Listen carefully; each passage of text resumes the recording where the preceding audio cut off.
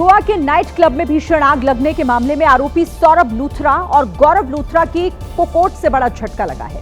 दिल्ली की रोहिणी कोर्ट ने दोनों भाइयों की अग्रिम जमानत याचिका को खारिज कर दिया है। गिरफ्तारी से बचने के लिए लूथरा ब्रदर्स की तरफ से अग्रिम जमानत याचिका दायर की गई थी, जिसमें 4 हफ्ते की अग्रिम जमानत मांगी गई थी, लेकिन कोर्ट ने इस याचिका को खारिज करने का आदेश दिया, जिसकी तस्वीरें भी सामने आई, जिनमें लूथरा ब्रदर्स के हाथों में हथकड़ी लगी दिखाई दी और वो अपने पासपोर्ट पकड़े हुए थे।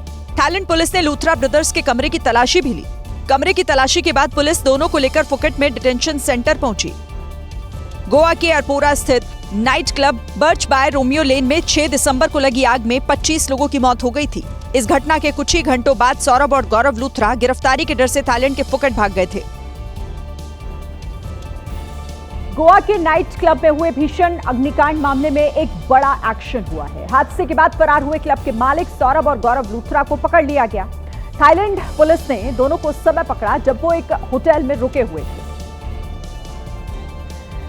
देखिए, भारत से भागने के बाद से ही लूथरा बंधुओं पर नकेल कसी जाने लगी थी और दोनों को गिरफ्तार कर भारत लाने का प्रयास भी किया जाने लगा था। इसके लिए सौरभ और गौरव लूथरा के खिलाफ 9 दिसंबर को इंटरपोल ने ब्लू कॉर्नर नोटिस जारी कर दिया था, जिसके बाद दोनों भाइयों का पासपोर्ट निलंबित कर दिया गया। जानकारी के मुताबिक पासपोर्ट निलंबित होने के बाद लूथरा ब्रदर्स को थाईलैंड में रहना उनका अवैध हो गया।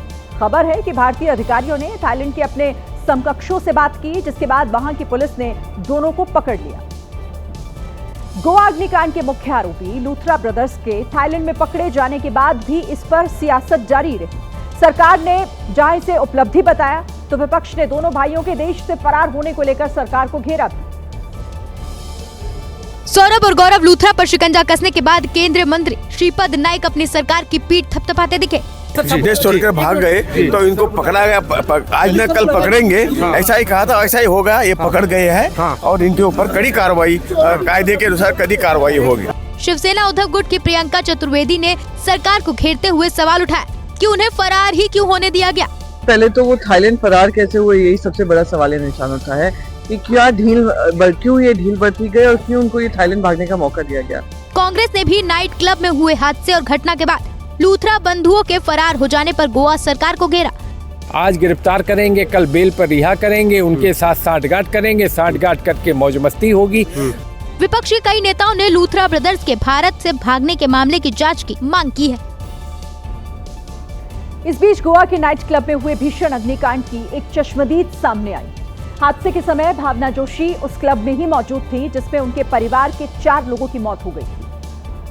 और मीडिया से बात करते हुए भावना जोशी ने बताया कि हादसा कितना भयानक था। बस मैं कुछ नहीं कर पाई, बस मैं सबसे मदद मांगती रही, किसी ने मेरी मदद नहीं करी, बस चीखती चिल्लाती रही। भावना ने साफ कहा कि यह हादसा सिर्फ इसलिए हुआ क्योंकि क्लब में फायर सेफ्टी थी ही नहीं। ना तो उनका कोई इमरजेंसी एग्जिट डोर था, ना ही वहाँ पे कोई फायर अलार्म था और ना ही वहाँ पे फायर कंट्रोल करने के लिए कोई भी अदर प्रिकॉशंस थे। भावना ने लूथरा ब्रदर्स पर कड़ी कार्रवाई की मांग की, क्योंकि वो ऐसे लोग हैं, ऐसे इंसान हैं जो इतनी लोगों की हत्याएं करके इतनी इजीली देश छोड़ के चले गए। आप ये देखिए कि आम इंसान को टिकट नहीं मिल रही है, इतनी महंगी टिकट मिल रही है और वो इतनी इजीली वो देश छोड़ के बाहर चले गए हैं। एक बड़ी खबर इसी बीच आ रही है। इंडिगो के सीईओ को डीजीसीए ने कल फिर से बुलाया है। फ्लाइट में देरी को लेकर यह बुलाया गया है और आज जांच कमेटी के सामने पेश हुए थे सीईओ, लेकिन एक बार फिर कल डीजीसीए ने बुलाया है पूछताछ के लिए। तो एक बार फिर से कमेटी के सामने सीईओ को पेश होना होगा, क्योंकि कई सवाल जवाब लगातार उनसे किए जा रहे हैं। इंडिगो ने जिस तरीके से अपने ग्राहकों को परेशान किया 3 दिन लगातार, और उसके बाद से ही इंडिगो पर कई सवाल खड़े हो रहे हैं, जिसे लेकर ये पूछताछ जारी है और कल एक बार फिर से डीजीसीए के दफ्तर जाना होगा।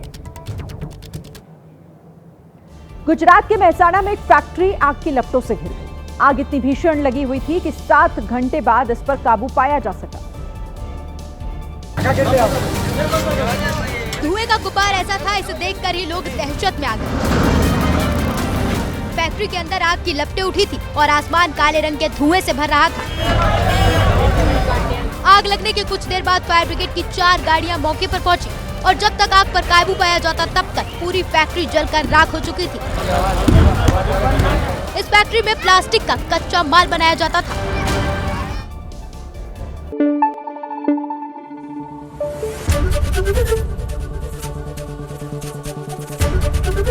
ABP न्यूज आपको रखे आगे।